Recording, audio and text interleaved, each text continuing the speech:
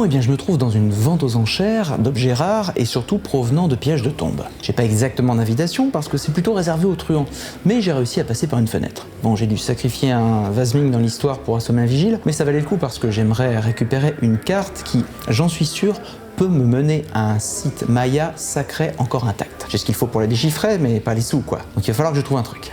Sauf que je suis vachement à l'avance et comme j'avais ma caméra, je me suis dit...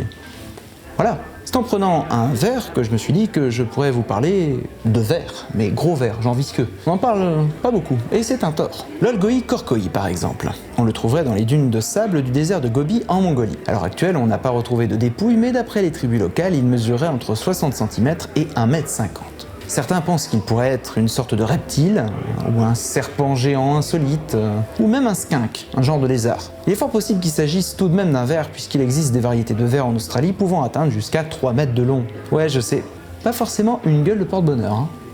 C'est en fait très difficile de savoir où se trouve sa tête, puisque ses deux extrémités, au bout de son corps, seraient rigoureusement pareilles. Notez qu'on trouve ce même stratagème pour tromper les prédateurs chez certains serpents. Au niveau de sa façon d'agir, il vivrait sous terre et retournerait à l'air frais uniquement pour chasser lors de la saison des pluies, qui dure seulement 2 mois par an dans cette région aride. Les témoignages parlent d'une créature se déplaçant très bizarrement, s'enroulant et se tortillant, mais qui ne s'enroule pas pour autant autour de sa proie pour la tuer. Non, en la matière, il est beaucoup plus vicieux. Apparemment, le bestiau serait attiré par la couleur jaune et tuerait chameaux et chevaux avec une facilité déconcertante. Les locaux ont rapporté que la créature attaque de 2 façons différentes. Soit en sécrétant un venin mortel qui, par simple contact physique, tue, soit en tuant à distance en envoyant une sorte de décharge électrique. Me demandez pas exactement comment ça marche, mais il a son petit taser perso, quoi. Je me dis que ça doit peut-être être un peu un truc genre pareil que pour les anguilles, vous voyez ? Il y a eu 3 expéditions qui sont lancées à la recherche de la créature, à commencer par l'explorateur tchèque Ivan Makerl, pas très certain de la prononciation, qui est totalement passionné par ce cryptide. Il a effectué 2 expéditions respectivement en 90 et en 92 et prépare actuellement une 3e en prévoyant cette fois d'utiliser un avion léger d'où il espère repérer la créature. Enfin, en 2005, le Centre for Fortean Zoology et la imongol.com, sorte de site de voyage, ont monté une expédition afin d'enquêter sur les signalements de la créature à travers le désert. Ils n'ont trouvé aucune preuve de son existence, mais il reste fort possible qu'une telle créature puisse survivre sans problème dans un désert si aride, probablement le long des zones interdites de la frontière sino-mongolienne. Monsieur, je pourrais voir votre invitation s'il vous plaît? Oui, tout à fait. Non, j'ai mon invitation juste ici. Regardez, je vous montrerai, et puis... Monsieur, ça c'est une carte fidélité à Adam et Ève.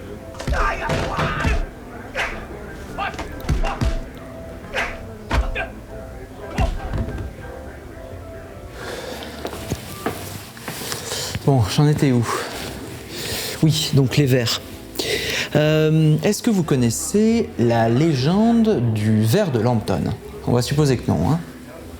Alors c'est un ver un peu spécial puisqu'il est doté d'une mâchoire remplie de dents acérées et de branchies sécrétant une sorte de liquide nauséabond. Le bestiau a été pêché dans le fleuve Wear, dans le village de Washington, près de Durham en Angleterre, par John Lambton, donc en 1402, le jour de Pâques. Le mec était plutôt bizarre parce que pour lui ce ver était une sorte de représentation de ses erreurs passées et de sa vie de débauche. Bon perso, moi je vois un gros bestiau comme ça, c'est pas la première idée qui me saute à la tête quoi. Mais bon pour lui c'était ça, alors il a récupéré l'animal et l'a balancé dans un puits.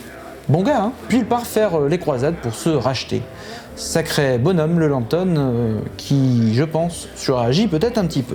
Surtout que ça n'arrange pas de problème, bien au contraire. Le ver réussit à s'échapper du puits, grandit et terrorise le village du coin en s'attaquant aux récoltes, au bétail et aux malheureux gamins qui passaient dans le coin. Les enchères des lots B3, B4, B5 débutent dans 5 minutes. Nous vous prions de vous diriger vers la salle de bal.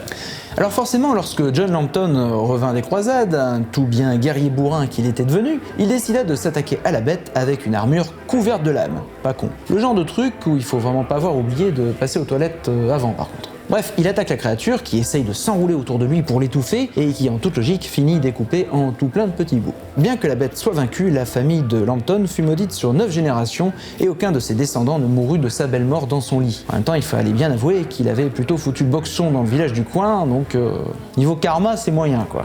Donc petit mémo, si vous voulez changer de vie, faites des rencontres, sortez de chez vous, allez voir des potes, moins psy. Mais surtout ne balancez pas de vers géants dans le puits d'un village. Disons que c'est pas un bon point de départ, quoi.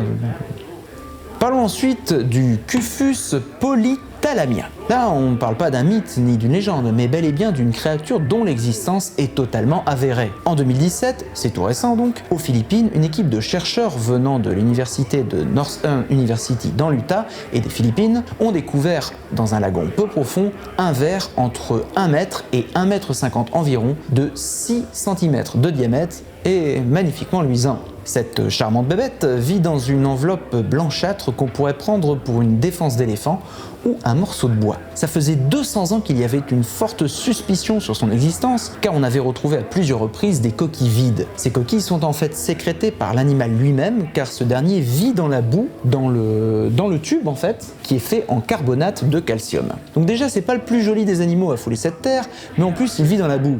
Charmant.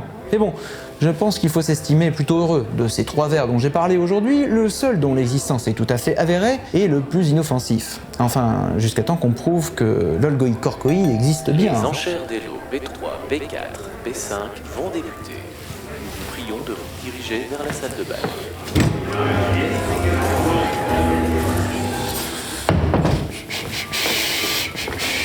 J'ai la carte.